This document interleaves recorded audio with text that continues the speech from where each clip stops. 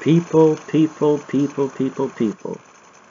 Welcome to most likely the funnest night, which everyone knows in wrestling. And you only get these once a year, folks, so I'll cut to the chase and say, once again, we have the night after WrestleMania. It's Monday Night Raw. It's a lot going on. And, hey, this is the only time the crowd really loves to get hyped, alright? This is the the biggest hype for it. This is the only time that everybody, goes pretty much ape shit for this Raw. When everyone goes insane, the crowd is hot, everyone goes nuts, everything. You have fun, you never get tired. You watch through the whole show to see what happens, if there's a return, if there's a surprise, if there's a debut. I've been seeing this stuff since WrestleMania 28, and I gotta say, WrestleMania 28, that was like the first time in a while I never got bored with that Raw when this first started happening. Like, I stayed up, I paid attention. That and 29. 29 is one of my favorites because that's when Ziggler cashed in the Money in the Bank. That was one of the biggest things. You had the crowd sing along the Fandango and stuff. But when that Ziggler thing happened, we can't forget about the hijacking of Sheamus versus Randy Orton with the chants and stuff, and thank you Big Show chants and stuff. But from 30, which I really kind of caught on after 29, and which I think is the best. I think it was either 30. 30 still had its hijack. 31 it did in a way too, and then 32. That's what 32 had it, but I feel they kind of knew what to play into at that point. So, it's just fun. It's just really always fun. But let's kick off the show, which they pretty much played the whole Undertaker thing from last night, which when after they speculated if he's retired or not,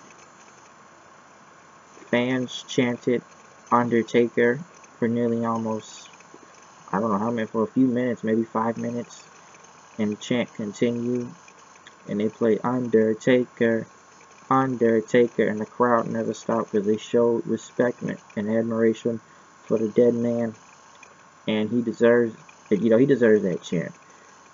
And people got him saying, Undertaker, Roman sucks, until Roman Reigns came out, which he was booed out of this building. Now, he was buried by the crowd, okay? He was buried by the crowd. He got in the ring, which immediately they booed him. They chanted, delete, delete, delete, delete, delete, delete. He was obsolete chants. And then there was a fuck you Roman, fuck you Roman, fuck you Roman chants. And then they deleted him and they said, you suck, you suck, you suck. Shut the fuck up, shut the fuck up. Asshole, asshole, asshole, asshole. Roman sucks, Roman sucks, Roman sucks. And as Roman just looked, all he did was look and play to the crowd, looked at his hand, and just want to hey, he's doing his time and everything, and the crowd just eviscerated him. They said, go away, just buried him. And all he had to say was, this is my yard now, and left the ring. Which the crowd was just awesome. Orlando was savage. Orlando was savage after they say, fuck you, Roman. So, I knew Roman kind of, after I saw him be quiet for over a minute or two, I knew he was playing into the crowd and stuff. And what he did right there, well, I think they knew. Listen, the crowd. Listen, they knew in the back that Roman was gonna get booed out the building. They know what was gonna happen after this whole Undertaker thing, so we're not surprised that the crowd destroyed him. But it was a great opening, I'll say that, for the show, with just Roman getting destroyed and just saying that one line right there. Does it make him heel? I don't know, but we'll see what happens next week. But then we had a tag team title match, was the Hardys versus the Club, which this match, we know it's the Broken Hardys, which they can't say that on here, but they went on to obsolete, delete, fuck that owl, which I am indifferent on that chant in two different ways, and I'm saying it's the legendary Revy tweet now. They all trying to Matt Brother Nero, obsolete. I already said obsolete. Broken Hardys, which the Hardys were just super over, and it was a good tag team match, and they beat the club, which they already been buried into the ground in a ways when I look at it, but they hit their twist of fate, hit the Swanton Bomb, got the win. Hardy still tag team champions. Expedition of Gold continues. They won, and I said this early in the WrestleMania review. The WWE tag team champions, WCW, TNA, Ring of Honor, Mid-Atlantic, South America. I guess Crash Lucha, that was in Mexico.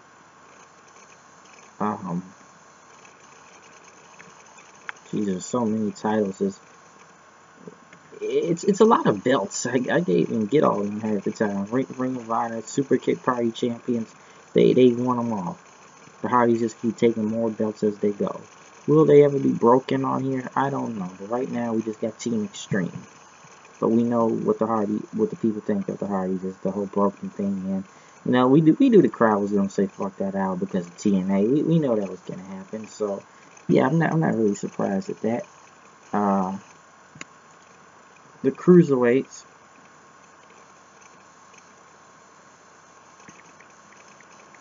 Well,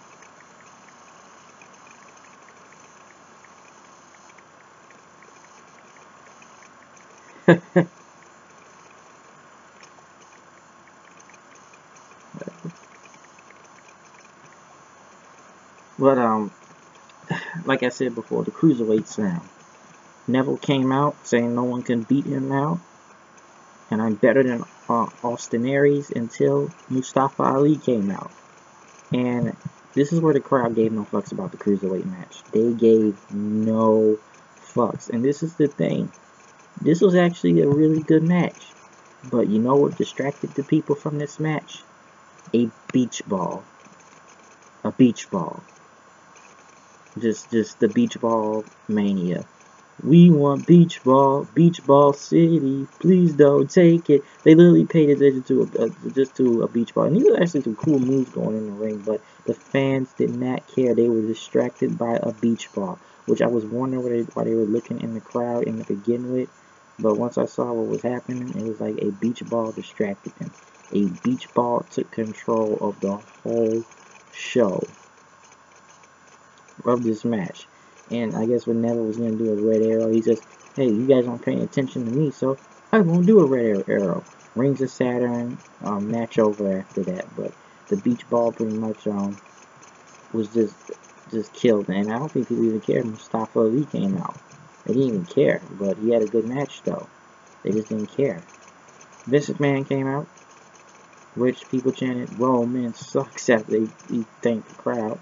He said, you guys are the most passionate fans in the world and the ultimate thrill ride, and my daughter could not be here. She would be out of action. As the fans were happy to see it, and said yes. They said, good, you were happy that my daughter could have been broken in half.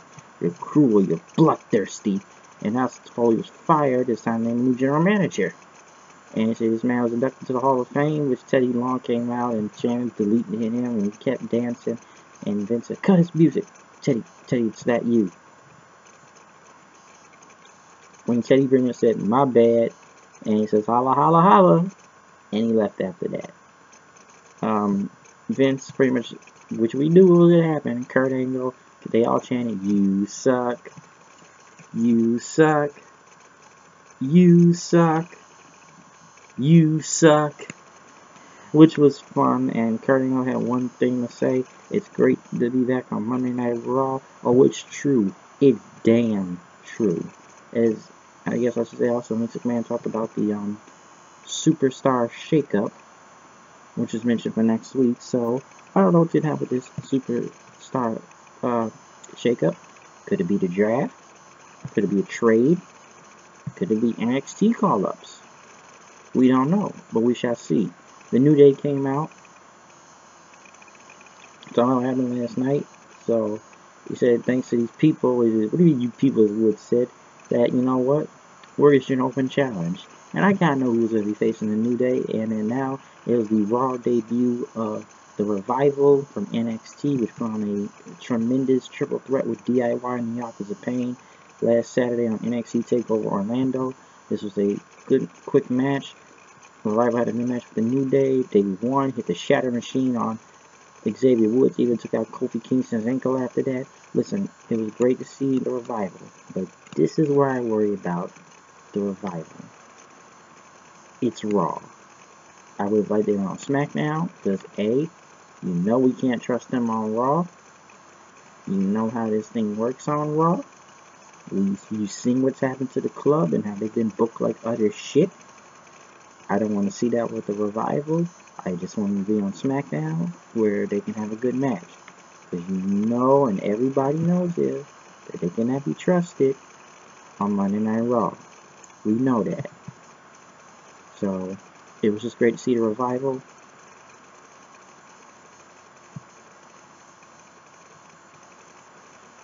Kurt Angle was out here. They had to take out stuff with him, you know, his belongings, spending in the office. The end of the cast said, what's with the Hardy with the titles, huh? Why did they win? Why is Goofy treated like a human and Pluto treated like a dog? And Angle says, you know what, you guys face Serious and Cesaro, and you'll get a title shot. Enzo has a soft thing, and Kurt says, that's how you spell soft. So, since he's the GM, which was kind of funny, I don't know, some people say he's going to be in a serious GM like he was in TNA, so, yeah. I don't know. 6-woman tag, Bayley, Dana Brooke, and Sasha Banks. Dana the Botch Brooke, and Sasha Banks went against Emma, which was back, which they knew they had to bring her out here just so she can get her pop. Nia Jax and Charlotte. Emma was good out here, so maybe this just changed the tag division in a way, so it's about time, because I'll be honest, I stopped caring about Emma a long time ago. I did not care for the Emma Lynn thing, and then, you know, it was just a waste, because they just brought back the evil Emma, so I said, you just wasted equal time, but then I stopped caring after a while, so it's like, if you bring in a night of WrestleMania, you don't. It's like, whatever you bring in, I don't care after that. Sasha won with a bank statement on Charlotte, and Charlotte pretty much was pissed at Emma and Nia Jax, because Nia Jax pretty much started attacking Charlotte and left her in the ring after that with an elbow.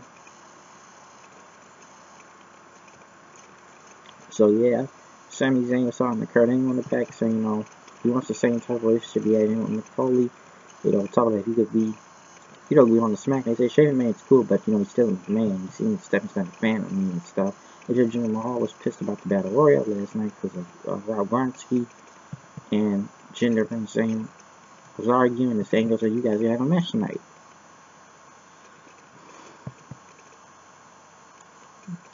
So it'll be Sami Zayn versus the steroid himself, Jinder Mahal. Brock Lesnar and Paul Heyman came out, and let me correct something real quick. Michael Cole said that was one of the most intense 10-minute matches I've ever seen. Dude, that match was like 4 minutes and 45 seconds. So where is this 10 minutes worth of shit coming from? Like, literally. Paul Heyman and Brock Lesnar came out. They talked about Suplex City, tell the fairy tale of how the superhero got his ass kicked by the Beast. And Joey says, thank you, Taker, and thank you, Brock. So no more Goldberg. As fans chanting, yes. Paul Heyman said, you know, Brock's looking for new challenges now. Could it be Seth Rollins? Could it be Matt Hardy? Could it be Jeff Hardy? Delete, delete, delete. Could it be both the Hardys? And you know, he's gonna go to his channel and take selfies with the stuff. And now he talked about, which we knew this was kind of coming. It's time about to talk about 23-2. And there could only be one. Because only these two have beaten the one in 23 or whatever. Or 2 in 23. So they talked about Roman Reigns. And you know, you want to say you're the big dog and stuff. But the crowd chanting, we want Balor. And Roman Reigns is the big dog and Brock Lesnar's animal cruelty. He says, why do we do this tonight? Why wait until Braun Strowman came out? He looked at Brock. He said, when you're finished with Reigns, I've got my eye on you, so you got my attention. And Strowman pushed him until Brock Raymond smiled. He put the title down and told him to come on, and Strowman just walked away, and the crowd chanted bullshit after that. Which this segment didn't make. Well, this segment was good, but the Strowman part didn't make a lot of sense.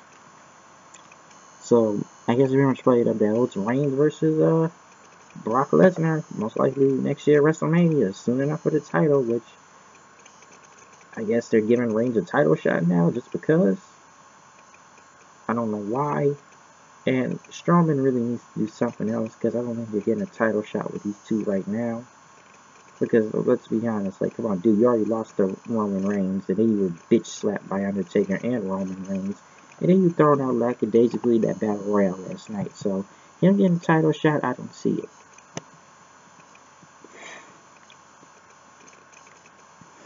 Chris Jericho, talked about his rematch with Kevin Owens at Payback, and he was in a tag team. Seth Rollins going against Joe and Kevin Owens until Chris Jericho talked about all the English languages, all the language and stuff that people were here that channel said, "Cheer me on, man," which people chanted Y2J, and he talked about the tip of Owens' finger. You know what happened with the tip of Owens' finger? You just made the list. And then Joe and Owens started beating him up and put him through a table, so we knew what was going to happen in a part of him.